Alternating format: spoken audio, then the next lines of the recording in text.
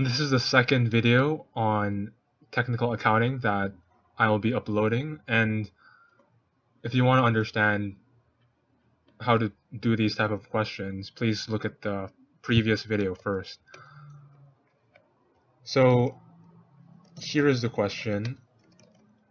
It's a company raises a $100 million note to buy a $100 million revolver from another company with 10% interest. Debt amortization is 15%, interest is 5% cash, 7% PIK, and this is all payable at the end of the year. So as I mentioned in the previous video, please clarify terms that you're not sure about, and in this case it would be debt amortization and PIK. Both terms are explained in the previous video. So we'll just get ahead and get started with answering the question. So the question is, can you walk through the financial statements at the start of the year and walk through the financial statements at the end of the year?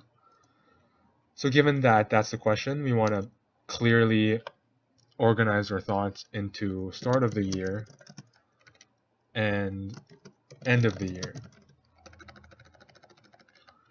Again, we want to separate the three different financial statements.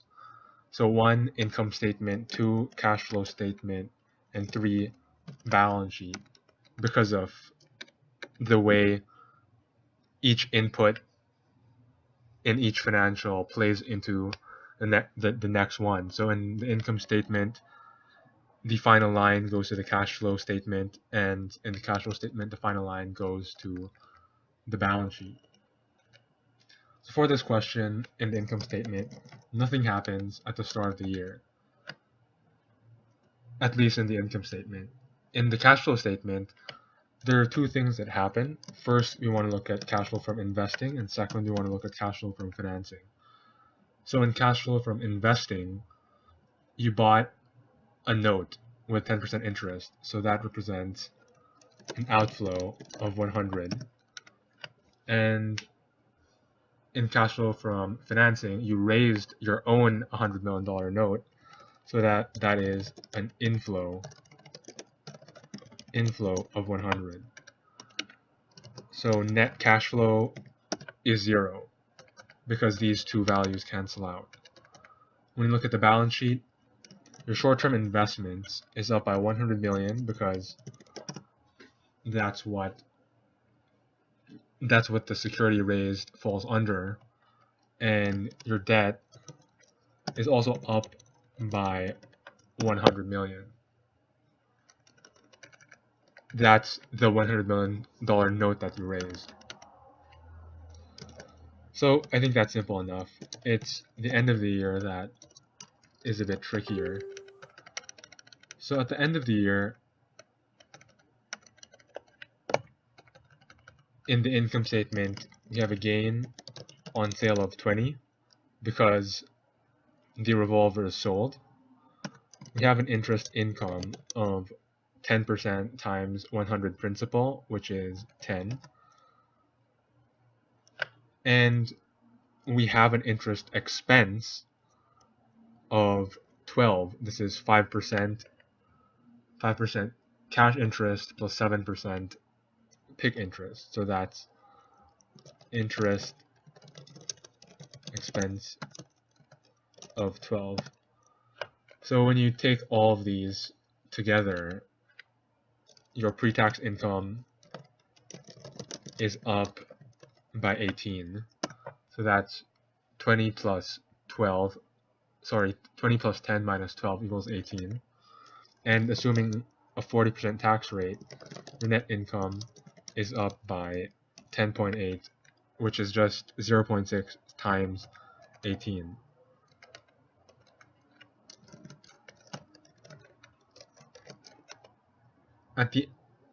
So this line 10.8 goes to the first line in the cash flow statement.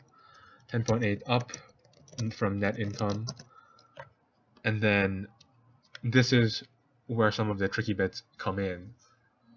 So if you watched the last video, you might be familiar with how PIK interest works. And if you're not, the way it works is in your cash flow from operations, you add back PIK interest of 7 because that's pretty much counted as an interest payment that will be deferred to the year when the debt expires. So add back PIK of 7, and then still in the CFO, subtract a gain of 20 from the from the revolver that is sold. In your cash flow from investing, you add sale proceeds of 120 from the revolver, and in the cash flow from financing section, we have debt amortization of 15%.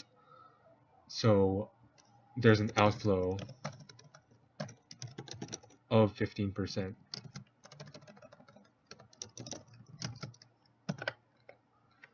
And when you add all of these together, you get a net cash up of 102.8. In the balance sheet, your cash is up by this amount, 102.8. Your short-term investments is down by 100 because the revolver is sold. So that gets you to assets up by 2.8, which is 102.8 minus 100. And on the debt side, we discussed this on the previous video as well. So when you look at debt, there are two things we want to look at. One is debt amortization of 15%, and second is the 7% PIK. So we want to do 15 minus 7 because debt amortization, each year you need to pay down 15 of your principal, but you also get to defer 7% interest. So that would be a total of 15 minus 7 equals 8. Retained earnings comes from the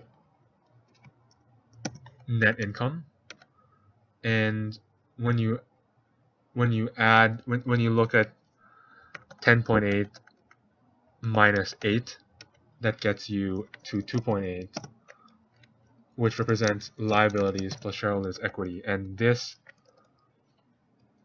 balance. So we know this is correct. So this question might be a bit challenging, and the expectation is a lot of the people watching this video already have a basic fundamental understanding of accounting. Again, any suggestions, ideas, and comments, please feel free to list them below, and we really want to help, and thanks for watching.